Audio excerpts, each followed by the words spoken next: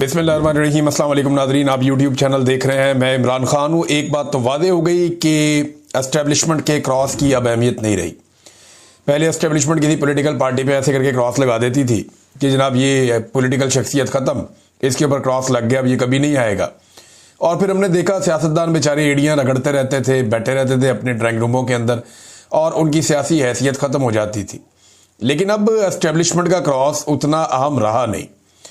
गुज़िश्ता चंद दहाइयों में ये चीज़ें बदलना शुरू हुई और बिलाखिर इमरान खान साहब ने इसको तबाह बर्बाद करके रख दिया। एस्टेब्लिशमेंट की मिथ टूट गई है। जिस पर एस्टेब्लिशमेंट अब क्रॉस लगा देती है वो अवामी हीरो बन जाता है, और जिसके ऊपर एस्टेब्लिशमेंट हाथ रख देती है वो अवाम की नज़रों में विलन बन जाता है, वो अवाम के बीच में जा ही नहीं पाता। अभी हाल ही में देखें, एक हफ्ते के अंदर अंदर सारा गेम हो गया। DGISPR ने कहा, और DGISPR ने कहा तो बोले मिलिट्री एस्टेब्लिशमेंट ने कहा कि उन्होंने कहा जी कि सुहेल अफरीदी कबूल नहीं है। अल्फाज तो ये नहीं थे, लेकिन बात यही थी कि सुहेल अफरीदी कबूल नहीं है। टाउटों ने नाच नाच के घुंघरू तोड़ दिए, लोगों ने बड़ी छलांगे मारी, ये कर वो कर, बहुत सारे लोगों ने दावे कर दिए बहुत बुलंदो बांग किस्म के। लेकिन हुआ क्या? मिलिट्री एस्टेब्लिशमेंट की मिथ एक मरतबा फिर टूट गई। सुहेल अफरीदी ने वजीर आला खैबर पख्तूनख्वा का हलफ उठा लिया, और हलफ लिया गवर्नर फैसल कुंडी ने, जिसने कुंडी लगाई हुई थी कि जनाब मैंने बुआ नहीं खोलना और मैंने किसी किस्म का हलफ नहीं लेना। ये ऐसा दिखाई दे रहा था, नीयत तो उनकी यही लग रही थी। वो कहते थे जी गंडापुर का तो इस्तीफा आया ही नहीं जी, वो तो इस्तीफा ठीक नहीं है जी, उसके ऊपर तो दस्तखत ठीक नहीं है जी, मैं तो इस इलेक्शन को नहीं मानता। फिर आकर उसी वजीर आला से हलफ भी लिया जिसके वो खिलाफ थे। अब DGISPR भी इनके खिलाफ बात कर चुके, लेकिन उसके बावजूद वो जीत गए, वो वजीर आला बन गए। अब ये एस्टेब्लिशमेंट सोचे कि उसके क्रॉस की वक़्त खत्म क्यों हो गई, क्योंकि देखिए माजी में एस्टेब्लिशमेंट जिसके ऊपर क्रॉस लगाती थी ना, पब्लिक भी उसके ऊपर क्रॉस लगा देती थी। हमने ये होता हुआ देखा है, चाहे लंबे अरसे के लिए नहीं लगता था तो उस वक्त तक के लिए कोई ना कोई ऐसी गेम हो जाती थी। अभी पाकिस्तान की पब्लिक बाशऊर हो गई है और वो पाकिस्तान की एस्टेब्लिशमेंट को गलत समझती है। वो ये कहती है कि इन्होंने सारे फैसले अपने मफाद में किए, अवामी मफाद में तो किए ही नहीं, हर दफा ये खुद कुछ ना कुछ कमा लेते हैं। तो इमरान खान साहब पे क्रॉस इन्होंने लगाया था तो 8 फरवरी को अवाम ने एक नया रिकॉर्ड बना डाला कि जनाब आपने इंतखाबी निशान भी नहीं दिया, कुछ भी नहीं दिया। इतनी सख्ती भी की लोगों ने, फिर भी इमरान खान ने जिस जिसके ऊपर हाथ रखा उन सबको जितवा दिया, और वो सिलसिला अभी तक जारी है। कैदी नंबर 804 जेल में बैठकर कहता है कि ये वजीर आला है, और DGISPR पेशावर जाके ऐलान करते हैं कि जनाब ऐसा कबूल नहीं है, और फिर कैदी नंबर 804 जेल से बैठकर जीत जाता है। तो सिस्टम के ऊपर तो रूल कर रहा है कैदी नंबर 804, और इस वक्त अवाम के दिलों पे भी कर रहा है। अगर अवाम के अंदर इमरान खान की मकबूलियत खत्म करनी है तो ये तरीकाकार जो एस्टेब्लिशमेंट ने अपनाया हुआ है ये तो ठीक नहीं है। इससे तो पब्लिक मजीद इमरान खान साहब के साथ खड़ी होती चली जाएगी। फजलुर रहमान साहब ने एक मरतबा फिर साबित किया कि उनका सारा सियासी तजुर्बा, बसीरत, ये सारी कहानियां हैं, वो सिर्फ एक मफामत के बादशाह के तौर पे याद रखे जाएंगे या फ़ायदे उठाने वाले सियासतदान के तौर पे याद रखे जाएंगे, और फजलुर रहमान साहब की कोई सियासी औकात बाकी बची नहीं। मुशर्रफ के साथ उन्होंने डील किया, गंद मारा, उसके बाद उन्होंने बाकी पॉलिटिकल पार्टीज के साथ वो इक़्तिदार में रहे।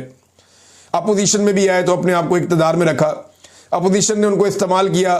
कल के बच्चों ने, मरियम ने और बिलावल ने फजलुर रहमान को आगे लगाया, उनके जरिए से रिजीम चेंज ऑपरेशन मुकम्मल करवाया, फौज को पीछे लगाया, और उसके बाद फजलुर रहमान साहब को टिश्यू पेपर की तरह इस्तेमाल करके बाहर फेंक दिया। यह है फजलुर रहमान साहब की टोटल सियासी औकात। उस वक्त से लेकर अब तक फजलुर रहमान साहब इक़्तिदार में भी रहना चाहते हैं और हुक्मरानों के साथ नाराज भी है कि तुमने मेरे साथ ज्यादती की है। अब उन्हें एकदम उम्मीद लगी कि एस्टेब्लिशमेंट क्योंकि नाराज है ना, देखिए मिलिट्री एस्टेब्लिशमेंट खुश नहीं है इमरान खान के फैसले से कि सुहेल अफरीदी को वजीर आला नामजद किया। फजलुर रहमान साहब को लगा कि सुहेल अफरीदी की जगह पे मेरा भाई बन जाएगा, क्योंकि एस्टेब्लिशमेंट ये होने नहीं देगी। वहां पे सेक्टर कमांडर वगैरह तगड़े हैं, मिलिट्री एस्टेब्लिशमेंट बंदे तोड़ेगी और एक एक करके MP उनकी झोली में डाला जाएगा। और उन्हें ये यकीन क्यों आया? जैसे उन्होंने खुद 26वीं आईनी तरमीम पास करवाई, उनको पता था कि ये गलत काम है, मैं कर रहा हूं, लेकिन उन्होंने किया और एस्टेब्लिशमेंट ने दबाव डालकर करवाया। उन्होंने देखा कि एस्टेब्लिशमेंट का कोई कुछ बिगाड़ नहीं सकता, मुल्क में आइन नहीं है, कानून नहीं है, अदालत नहीं है, शायद मेरे भाई का दाव लग जाए। और फजलुर रहमान, अंदाजा करें इनकी हरकतें कि इनमें से कोई भी डबल फिगर में नहीं गया। जब इलेक्शन हुआ 8 फरवरी 2024 को, तो खैबर पख्तूनख्वा में इनमें से कोई भी डबल फिगर में नहीं गया। औकात इनकी इतनी है, थोड़ी सी सीटें इन्होंने जीती हुई हैं। और बिल्कुल सियासी औकात ना होने के बराबर है। और मखसूस नशिस्तें इन्होंने ले ली माले गनीमत के तौर पे, फिर भी इनकी कोई औकात नहीं है। पीटीआई 2/3 पे खड़ी है। अब कहते हैं जी कि एस्टेब्लिशमेंट बंदे तोड़ तोड़ के पीटीआई के लाएगी और लाकर हमें देगी, हमारी झोली में डालेगी, मैं अपने भाई को वजीर आला बनाऊंगा। ये ख्वाब लेकर फजलुर रहमान साहब ने, वो कहते हैं ना हलवा खाने के लिए हरदम तैयार, तो फजलुर रहमान साहब ने वो वाला रोल प्ले किया एक दफा फिर। लेकिन एक मरतबा फिर फजलुर रहमान साहब जो है उनकी उम्मीद टूट गई। यानी मिलिट्री एस्टेब्लिशमेंट के जबर के सहारे फजलुर रहमान साहब को लगा कि बंदे तोड़कर इनके वोट पूरे करवाए जाएंगे।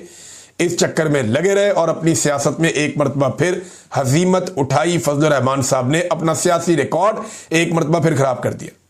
हाई कोर्ट के अंदर उनके भाई ने जाके जनाब चैलेंज किया हुआ था, लेकिन हाई कोर्ट ने उनकी दरखास्त खारिज कर दी। पहली बार ऐसा हुआ कि हलफ बर्दारी की तकरीब में इस तरह का अपने माहौल देखा। कारकुन बहुत बड़ी तादाद में थे, जिनमें ज्यादातर नौजवान थे। ये आईएसएफ के वो नौजवान हैं जो पाकिस्तान तहरीक इंसाफ अपना असासा समझती है इन्हें। इन नौजवानों ने बहुत नारेबाजी की। पहली मरतबा ऐसा हमने देखा कि इस लेवल की, इस तरीके से हलफ बर्दारी की तकरीब हुई है और इस तरह लोग आए हैं बड़ी तादाद में निकल के। तो ये एक लगता है मोमेंटम बनने जा रहा है, जो मोमेंटम इमरान खान साहब बनाना चाहते थे, जो अली अमीन गंडापुर के होते हुए नहीं बन रहा था। देखिए, गंडापुर की नीयत कुछ भी हो, लेकिन गंडापुर के साथ जो आखिर में हुआ उससे यह तो साबित हो गया कि अब गंडापुर के पीछे अवाम निकलने वाली नहीं है।